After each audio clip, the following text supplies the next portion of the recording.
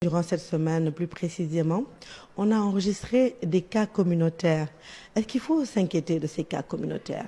Oui, les cas communautaires ou les cas locaux sont des cas qui doivent inquiéter tout le monde.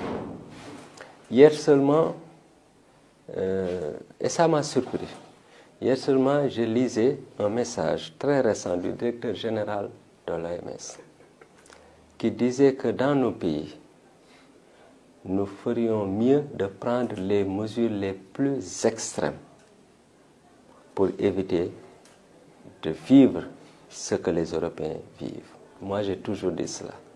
J'ai toujours dit à tout le monde qu'il faut être le plus extrémiste possible dans cette maladie, dans cette épidémie.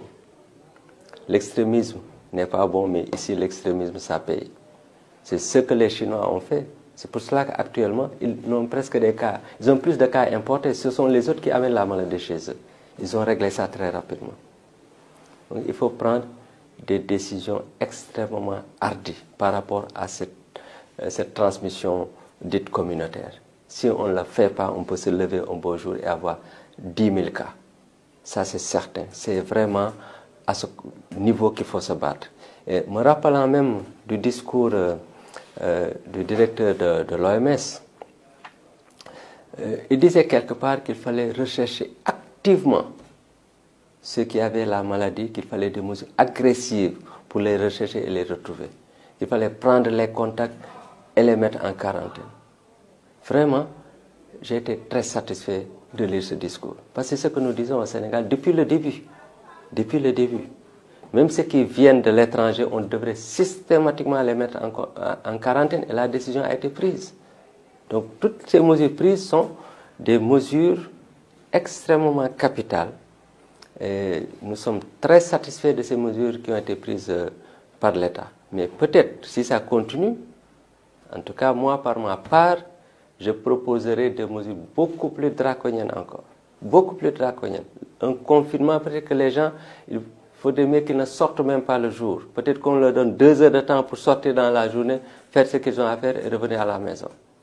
Mais si on tergiverse, je vous garantis que c'est la catastrophe assurée.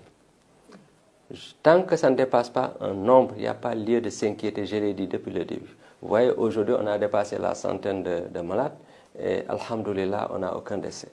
Même si on avait 2-3% de décès, on aurait toujours dit qu'on est dans les normes, comme la Chine, etc.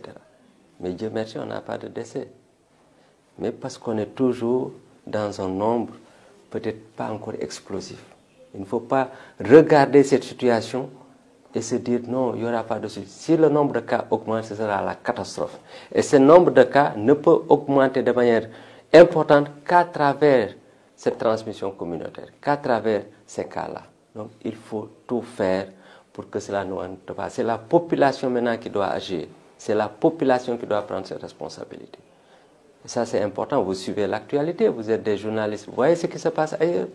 Tous ceux qui ont pris des décisions tardivement l'ont regretté et l'ont payé extrêmement cher. Vous avez parfaitement raison, nous devons nous inquiéter de ces cas détectés dans la communauté et qui n'ont aucun lien avec un autre cas connu. Nous avons également enregistré, bien sûr, depuis le début, des cas importés. Faut-il préciser que ces cas importés ne sont pas seulement des étrangers? Oui, bien sûr. Les gens font souvent la confusion. Je disais à une radio un jour, quand on a eu le premier cas qui était un Français, le deuxième couple c'était un couple de Français, les gens commençaient à dire les Touaregs, les Touaregs. Ils ne savaient même pas que ce couple c'était des Noirs. Ce n'est pas parce qu'on est noir qu'on n'est pas français, ce n'est pas parce qu'on est blanc qu'on n'est pas sénégalais.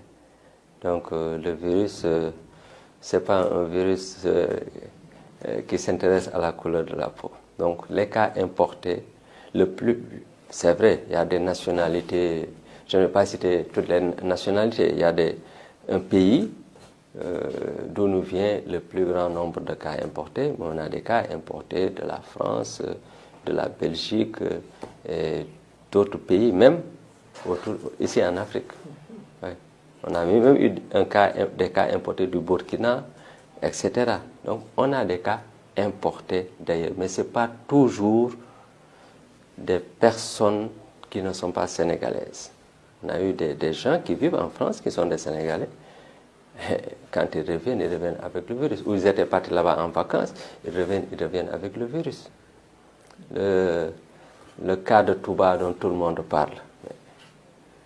Au début, c'était un cas importé, non? Pourtant, c'est un Sénégalais bon teint comme nous tous. Il habite ici, il n'habite pas ici, mais il est Sénégalais. Mais c'est un cas importé, donc il ne faut pas chaque fois qu'on entend importer qu'on se dise que c'est un étranger. Et cette manière de raisonner est catastrophique pour nous en médecine. Imaginez, le malade, il est déjà stressé, confiné. Et puis il lit dans la presse, voilà qu'on est en train de le culpabiliser. Même s'il l'a fait exprès, ce que je ne crois pas, ce n'est pas au moment où il est en hospitalisation qu'on doit lancer des messages négatifs. J'ai été particulièrement dérangé par les commentaires concernant le premier cas. Un patient consciencieux qui a pris toutes les mesures dès le début pour ne contaminer personne dans sa famille. Il n'a contaminé personne. Après, il était prêt à venir à la télévision faire des témoignages, aider à sensibiliser contre cette maladie. Il était prêt, il a fait cette proposition. Après, il voit ces messages hostiles, bien entendu. Il ne pouvait plus le faire, même s'il a envoyé un message de remerciement à l'endroit du ministère et de tous ceux qui sont en charge du traitement au niveau de la presse.